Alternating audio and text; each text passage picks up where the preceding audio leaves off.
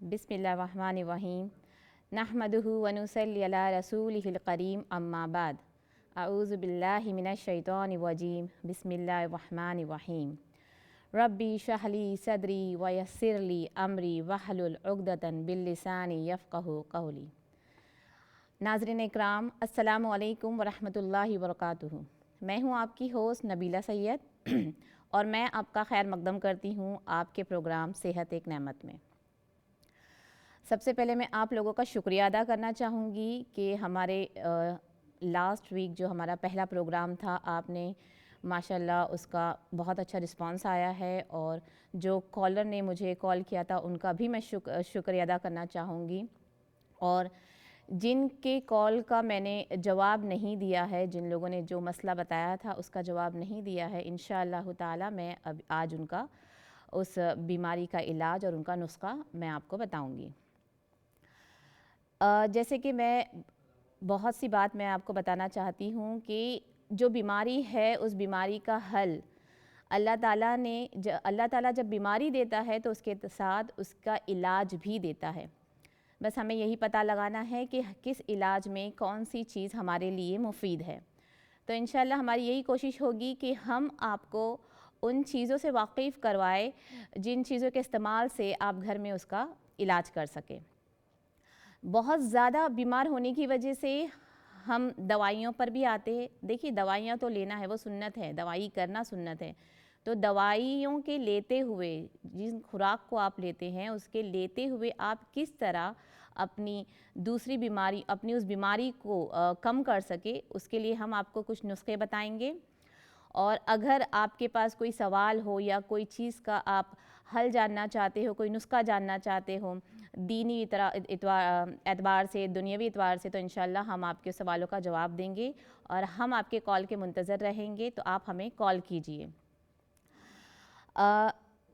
जैसे कि आप जानते हैं कि दुनिया में जो भी काम होता है, वो चाहे काम के एतबार से हो, बीमारी के एतबार से हो या दुनिया की कोई भी काम, वो सब अल्लाह ताला की तरफ से आती है।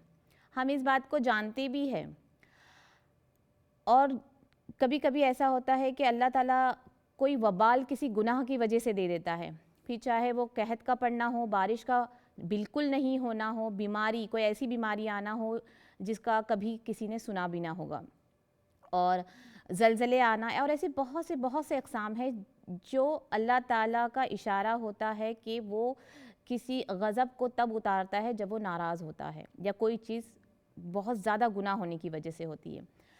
तो जब ऐसी चीज़ कुछ आती है तो कोई भी तदबीरें और कोई भी कानून बना लीजिए, हज़ारों कानून, ये कुछ असर नहीं करती हैं, क्योंकि जो चीज़ मालिकुल मुल्क की तरफ से आई है वो ही उसको वहाँ से हटा सकता है, क्योंकि मुसल्लत भी उसी ने किया है तो हटाना भी उसी को होता है। फिर भी हम कोशिश करते रहते हैं कि हम उसका इलाज, अच्छा इलाज आपको पता होता है कि ये चीज़ अगर हम खाते हैं तो हमको इससे तकलीफ़ होती है, इससे हमें हमारी परेशानियां बढ़ जाती, फिर भी हम उस चीज़ को अपनी ज़िंदगी में, अपने ग़िज़ाओं में शामिल करते हैं, हम परहेज़ नहीं करते। तो ये एक बहुत बड़ी वजूहात होती है। असबाब हम खुद पैदा करते हैं, अपने अमराज के जज्बात पे हम खुद पैदा करते हैं। तो हमें कोशिश करनी चाहिए कि जिन चीज़ों से हमारी बीमारी बढ़ सकती है, हम उन चीज़ों का इस्तेमाल अपनी ज़िंदगी में कम कर सकें। जैसे लास्ट वीक एक कॉलर ने मुझसे सवाल किया था कि उनके कान में बहुत दर्द होता है, शदीद दर्द होता है और सूजन भी आती है और उनकी आवाज़ें आती है, सन सन की आवाज़ आती है। तो उनको मैं ये बताना चाहूँगी कि कान के दर्द का सबसे बेहतरीन इलाज है कि आपको सरसों का तेल लेना है। सरसों का तेल, जैसे आपने एक तवा रखना है, एक गैस पे तवा रखिए, तवे के ऊपर एक कटोरी आपको रखना है, प्याला रखना है, स्टील का हो तो स्टील का प्याला आपको रखना है, उसमें आपको 2 चम्मच सरसों का तेल डालना है, राई का तेल वो डालना है, और 2 कलियाँ लहसुन की, उसको आपने काटना है बारीक बारीक, और जब वो तेल हल्का सा गर्म हो जाए उस तवे पर ही आपको उसको डायरेक्टली गैस के ऊपर नहीं रखना है, उसको तवे पे रखना है आपको। तो उसके ऊपर आपने तेल डालना है, फिर उसमें लहसुन डालना है, और जब तेल गर्म हो जाए, आप देखोगे तो तेल के अंदर थोड़ा सा बुलबुला सा आ रहा है, तो यानी आपका तेल तैयार हो चुका है। फिर उसको आपको ठंडा करना है और आपको एक या दो कतरा आपके कान में बहाना है। जिस कान में आपके दर्द है आप उसमें भी डालिए, और जिसमें नहीं दर्द है उस पर भी आप डालिए। तो आपको दोनों में डालना है। ये एक है नुस्खा, इंशाल्लाह ताला उससे आपको बहुत फ़र्क पड़ेगा। और पहले तो वजूहात देख लीजिए कि कान का दर्द होता क्यों है। अक्सर नहाने के बाद हम अपना जिस्म तो हम साफ़ कर लेते हैं, हम उसको पोंछ लेते हैं, हमारे बालों को हम सुखा देते हैं, पर हम कान को सुखाना भूल जाते हैं। नहाते वक्त पानी जाने की वजह से कान की तरफ, क्योंकि जब बाल गीले होते हैं तो पानी चारों तरफ से बहना शुरू हो जाता है, तो उस बहाव की वजह से हमें पता भी नहीं चलता, हम गफलत में होते हैं और हमारे कान में पानी के कतरे निकल जाते हैं और हम उसे निकालना भूल जाते हैं। तो जो पानी नहाने की वजह से जो हमारे कान के अंदर चला जाता है, उस वजह की वही एक वजह होती है जिससे हमारे कान पक जाते हैं, कभी कभी पीप आ जाता है। और दूसरी वजह भी होती है कि बहुत ज़्यादा जिनको गर्मी होती है, बहुत ज़्यादा शदीद उनके, जैसे बोल सकते हैं कि आप बहुत जल्दी उनको हीटअप हो जाती है उनकी बॉडी, उसकी वजह से होता है। ख़ारिश की वजह से, बहुत ज़्यादा ड्राइनेस अगर जिस्म में हो, ख़ारिश हो, तो उसकी वजह से भी कान में तकलीफ़ होती है। तो ये आपके दर्द का इलाज है। और उसके अलावा आपने कहा जो सन की आवाज़ आती है, कान में जो आवाज़ें आती है, उसके लिए सबसे बेहतरीन ये इलाज है कि आप सरसों के ही तेल में, सरसों के तेल, अगर आपके पास सरसों का तेल है, और एक हरमल करके जो जड़ी बूटी होती है वो ऑनलाइन आपको मिल जाएगी बहुत आसानी से। तो जैसे आपने एक तेल लेना है, सरसों का तेल, उसमें आपको हरमल डालना है। सरसों का तेल जैसे अपने 50 ग्राम आपने ले लिया है मिलीलीटर तेल, और उसमें 2 अदद हरमल आपने डालना है और उसको अपनी नाफ में छोड़ना है।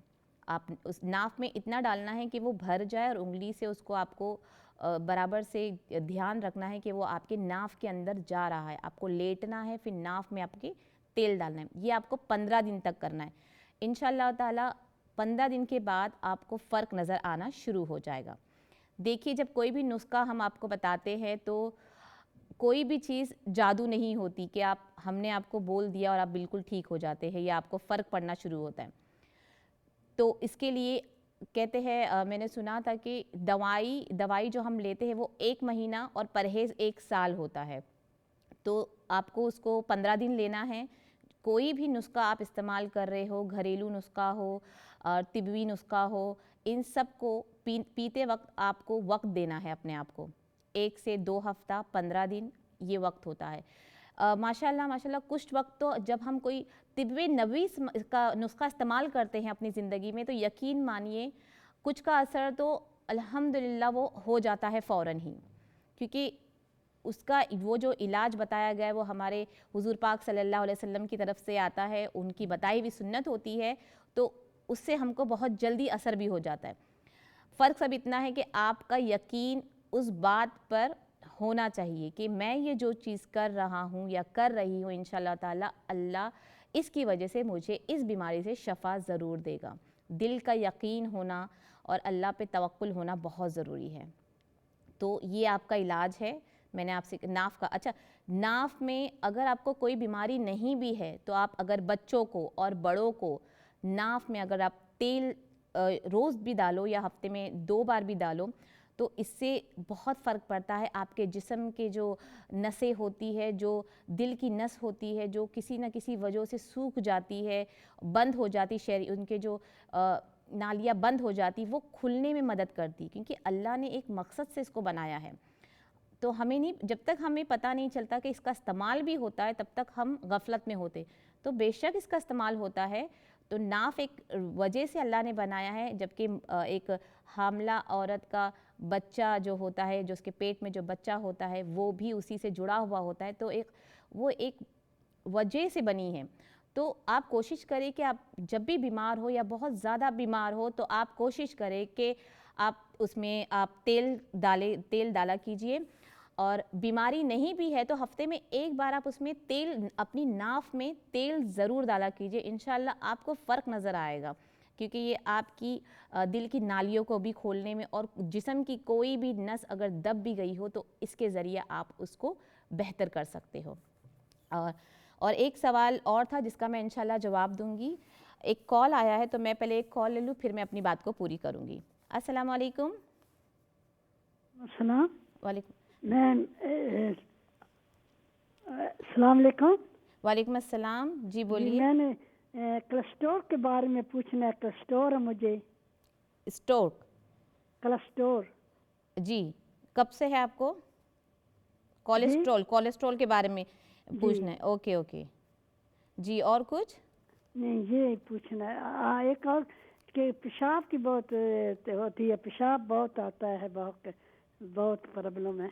अच्छा, पेशाब भी बहुत आता है जी। और कुछ आपको जी पूछना है? शुक्रिया। जी इंशाल्लाह मैं इसका जवाब दूंगी। आप टीवी देखते रहे, मैं आपको इंशाल्लाह इसका जवाब शुक्रिया, दूंगी जी। जज़ाकल्लाह। बहुत बहुत शुक्रिया। एक और कॉल है, मैं इंशाल्लाह एक कॉल और लेती हूँ। अस्सलाम वालेकुम। वालेकुम सलाम जी, मेरा नाम इरशाद, मैं वोकन से बोल रहा हूँ। जी जी बोलिए। अच्छा, मुझे थोड़ा ना आर्थराइटिस है, मतलब है अभी तकरीबन 3 साल से हुआ है। जी जी पहले तो ठीक था, जब भी मैं बैठता हूँ ना 5 मिनट 10 मिनट बैठूं जी। तो मैं चल नहीं सकता, मतलब फिर थोड़ी देर में थोड़ा सा सिस्टम ठीक हो जाता है। ओके इंशाल्लाह। तो और मुझे ये बताएं, आइबुप्रोफेन जेल खाऊं या टैबलेट जो है, ये क्या नाम है, पैरासीटामोल जो है? पैरास्टामोल, ठीक है इंशाल्लाह मैं बताती हूँ आपको। शुक्रिया जी, इंशाल्लाह आप प्रोग्राम देखेंगे मेहरबानी इंशाल्लाह जी, शुक्रिया। पहले मैं लास्ट वीक जिनका एक सवाल और रह गया था, जिस कॉलर ने मुझे पूछा था कि उनको शुगर भी है और उनको ब्लड प्रेशर हाई भी होता है। तो देखिए, पहले आप ये पता लगाइए कि आपको शुगर ज़्यादा है या आपका ब्लड प्रेशर ज़्यादा है।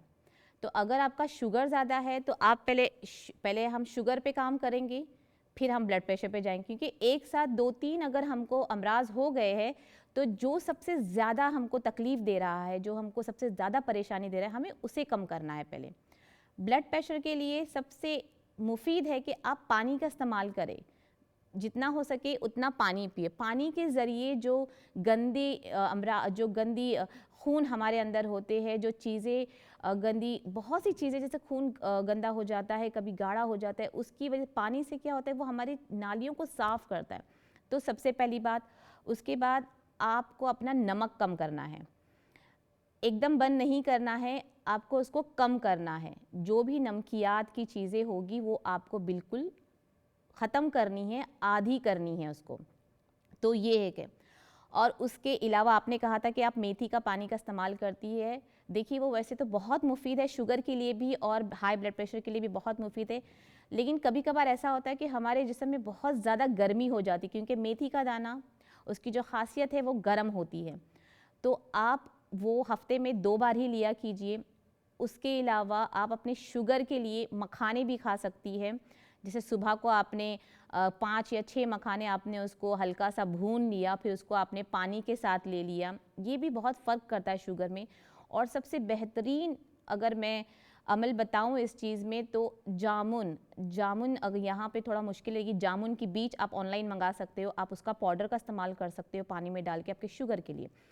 ब्लड प्रेशर के लिए सबसे बेहतरीन चीज़ है, जब आप सुबह उठे तो जैसे आपने एक गार्लिक जो है, एक लहसुन को आपको क्रश करना है 1 चम्मच के मुताबिक, जैसे हाफ़ टी स्पून भर के आपने गार्लिक ले लिया है और आपको उसको नीम गर्म पानी के साथ खाली पेट पीना है। ये आपको 1 दिन करना है और 1 दिन नागा करना है। तो 1 दिन करें, 1 दिन नागा किया आपने। जो दिन नागा कर रहे हो आप उस दिन पीजिए नारियल का पानी, क्योंकि जितना आप पानी का इस्तेमाल करोगी उतना आपके ब्लड प्रेशर पे फ़र्क पड़ेगा। और सब उसको मॉनिटर करें आप रोज़ाना। ब्लड प्रेशर के जो मरीज़ होते हैं और जो शुगर के मरीज़ होते हैं, उनको ये चीज़ मॉनिटर करनी चाहिए कि आपका ब्लड प्रेशर आज कितना है और शुगर कितना है। क्योंकि अगर आपने सुबह उसको चेक कर लिया या खाने के बाद आपने उसको चेक कर लिया, तो आपको पता होगा कि आपका कौन सा लेवल हाई हो रहा है, कौन सा ज़्यादा हो रहा है। अगर आपको लगता है कि आपका ब्लड प्रेशर हाई हो गया है, तो आपको एक काम और करना है। आपने एक टब लिया पानी का, उसमें आपने नीम गर्म पानी डाला और उसमें अपने पैर को रखना है दोनों को, और आपको बैठना है।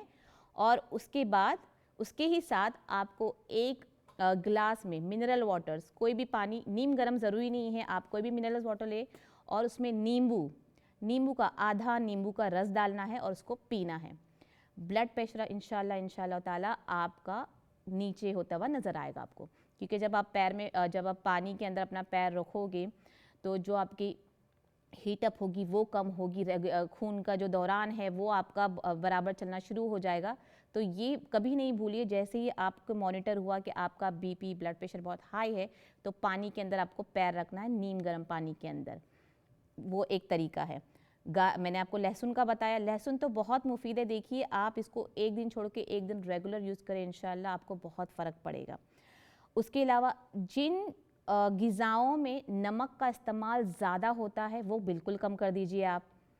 और जब आपने अंडा खाना है तो आप सफ़ेदी खाएं, जर्दी छोड़ दीजिए, क्योंकि देखिए परहेज़ बहुत ज़रूरी है। हर बीमारी का इलाज परहेज़ ही है। तो जिन चीज़ों से आपकी बीमारी में बढ़ती है, बेहतर है कि हम वही चीज़ कम कर लें। इंशाल्लाह जब आपकी चीज़ें नॉर्मल हो जाएगी, अल्लाह ने चाहा, तो आप वही चीज़ दोबारा खा सकते हो, क्योंकि सेहत, जैसे हमारे इस प्रोग्राम का नाम ही है सेहत एक नेमत है। तो सेहत को आपको नेमत बनाना है तो वो आप ही के हाथ में है। तो आपको अपना ख्याल रखना चाहिए कि जिन चीज़ों से आपको परहेज़ बताए, डॉक्टर्स भी आपको परहेज़ बताते हैं तो परहेज़ कीजिए आप। इसमें परहेज़ करना कोई गलत बात नहीं है, परहेज़ करना आपको बहुत ज़रूरी है। तो जिन चीज़ों से आपकी तबीयत ख़राब होती है उसका इस्तेमाल करें। तो ये मैंने बताया। और आप पालक, मेथी की भाजी और टमाटर भी बहुत अच्छा होता है ब्लड प्रेशर के लिए, आप ये सब चीज़ खाएं। रेड मीट, लैम को, और जैसे आप गोश्त में आप लैम में खा लेते हो, जिगर खा लेते हो, पाया इनको थोड़ा कम कर दीजिए आप। और जो डेयरी प्रोडक्ट होते हैं जिनमें नमक का इस्तेमाल होता है, चीज़ वगैरह होता है, जिस भी डेयरी प्रोडक्ट में आपको नमक लगता है आप वो चीज़ बंद कर दीजिए। और ऊपर से जो आप नमक डाल के खाते हो, सबसे ख़तरनाक है कच्चा नमक आप जो इस्तेमाल करते हो अपने खुराक के ऊपर इस्तेमाल करके, वो बंद कीजिए।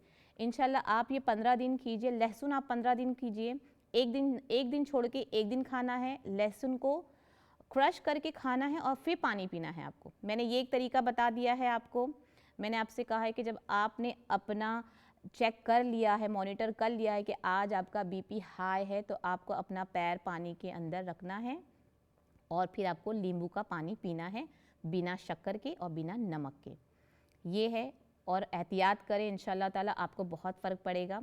और शुगर के लिए मेथी का पानी बहुत मुफीद है, लेकिन अगर आपको ऐसा शक दिल में आ गया है कि मेथी की वजह से आपका बढ़ रहा है, तो उसे, ये दिमाग में आपके शक आ गया, मतलब आप ठीक नहीं हो सकते हो। तो इंशाल्लाह यकीन रखिए, दवाइयाँ भी लेते रहिए और मेथी नहीं कर सकते हो तो करेला सबसे बेहतर चीज़ है। करेले का जूस आपने एक दिन पीना है, एक दिन छोड़ना है। खालिस करेले का जूस पीजिए, करेले की भाजी, सब्ज़ी खा सकते हो आप मेथी की सब्ज़ी खा सकते हो। ये सब चीज़ बहुत मुफीद है, आप यही खाइए, इंशाल्लाह आपको बहुत फ़र्क पड़ेगा। और एक और सवाल था आर्थराइटिस, जो हमें कॉलर ने सवाल किया था। इनको आर्थराइटिस की बहुत प्रॉब्लम है और ये 5 से 10 मिनट चलते हैं, फिर इनसे नहीं होता है।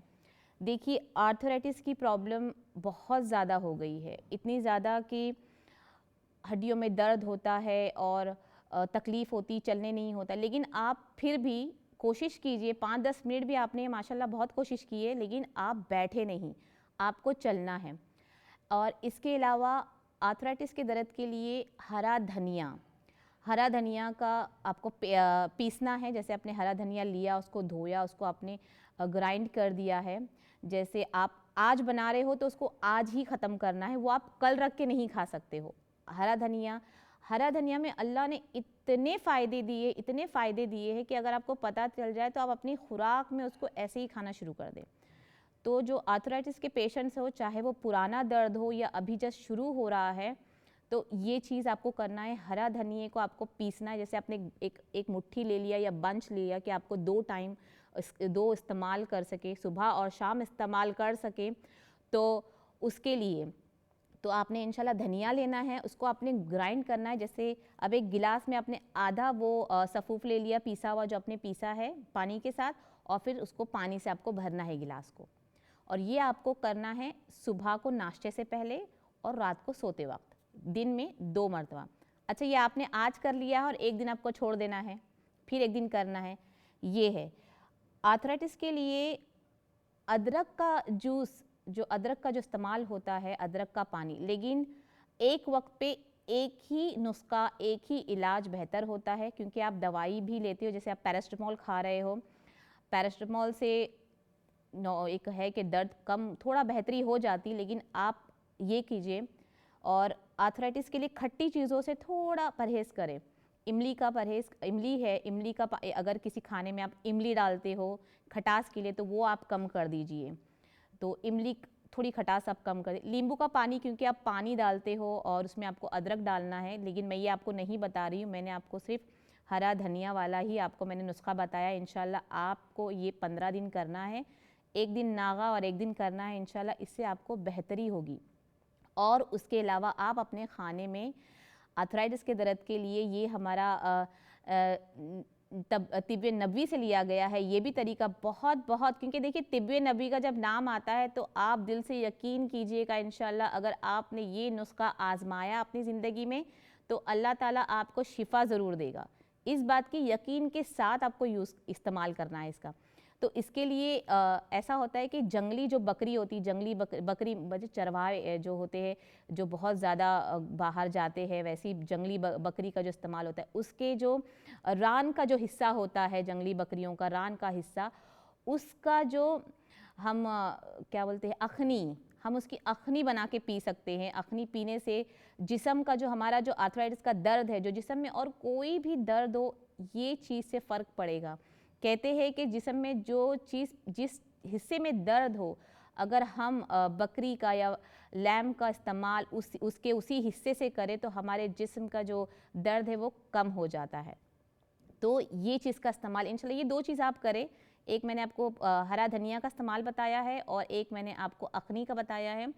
तो और दुम्बे का अगर मिल जाए, जैसे ये भी हमारे हदीस से साबित होता है कि दुम्बे का जो गोश्त होता है, जो उसकी जिनकी दुम बड़ी होती है, मोटी होती है, जिसमें बहुत चर्बी होती है, उस चर्बी को भी अगर हम पिघल कर 3 टाइम बिना नागा करे, जैसे आज खाया, कल खाया, परसों उसको सुबह को खाली पेट उस चर्बी को पिघला के अगर हम खाते हैं तो उससे भी जिस्म का कोई भी हड्डियों का दर्द है इंशाल्लाह ताला वो दूर हो जाएगा।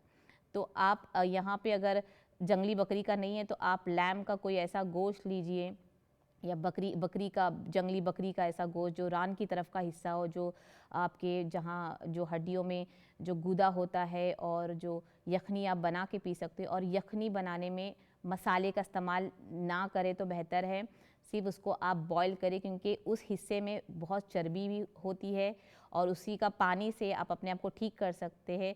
सिर्फ नमक और काली मिर्ची का इस्तेमाल करें आप, जब आप कोई भी यखनी आप अपने इलाज के लिए जब इस्तेमाल करें तो ये जहन में रखें कि हमें उसको मसाला बना के नहीं खाना है, हमें उसको सिर्फ एज अ दवा, जैसे हम उसको एक खुराक, हम जो ग़िज़ा खा रहे हैं वो हम अपनी दवा के लिए खा रहे हैं, तो आप दवा अपनी जिस्म के दर्द के लिए खा रहे हो तो इंशाल्लाह कोशिश करें कि उस दवा के लिए आप खाएं। तो अखनी बनाना है आपको, और उसी का जो तेल निकलेगी, उसी की चर्बी जो निकलेगी, उसी का आपको 3 दिन का इस्तेमाल करना है खाली पेट। तो इंशाल्लाह ताला इससे आपको बहुत फ़र्क पड़ेगा। और चलना मत छोड़िए, कोशिश करें इंशाल्लाह कि आप चले, आप किसी भी तरह कोशिश करें, 5 मिनट 10 मिनट, माशाल्लाह माशाल्लाह बहुत ज़्यादा है। आप कोशिश करें बिस्मिल्लाह पढ़ के, एक दुआ भी है दर्द की, इंशाल्लाह मैं आपको अभी बताऊंगी, वो दुआ का आप इस्तेमाल करें। अक्सर ये करें, जब आप नमाज़ पढ़ते हो तो आप अपने नमाज 5 वक्त की नमाज, जब भी आप फारिग हो नमाज से, तो एक बोतल में या एक जग में आप पानी भर लिया कीजिए, और जो भी 5 वक्त की नमाज आप पढ़ रहे हो, नमाज के बाद उसको दम किया कीजिए, पानी को आप पढ़ के फूंक दिया कीजिए, दम किया कीजिए, और उस पानी का इस्तेमाल अब पूरे रोज़ कीजिए। इंशाल्लाह ताला उससे भी आपके दर्द में बहुत फ़र्क पड़ेगा, क्योंकि ये दम का जो तरीका है वो हमारे प्यारे नबी सल्लल्लाहु अलैहि वसल्लम का तरीका है। तो उसको अपनाएं, इंशाल्लाह ताला आपको हर मर्ज़ से आपको मुफीद फ़ायदा होगा। और रही बात मर्ज़ की, तो देखिए तंदुरुस्त हो या कमज़ोर हो, बीमार होना है क्योंकि वो अल्लाह की रहमत है, तो अल्लाह की उस रहमत को ज़हमत ना समझे। बीमार होने सिर्फ 2 वजह से अल्लाह पसंद करता है और अपनी रहमत उसी को देता है जिसको वो चाहता है। नाज़रीन इकराम, हमारे ब्रेक का वक्त हो रहा है। इंशाल्लाह ब्रेक के बाद आके हम अपनी बात को पूरी करेंगे। अस्सलामु अलैकुम वरहमतुल्लाहि वबरकातुहू।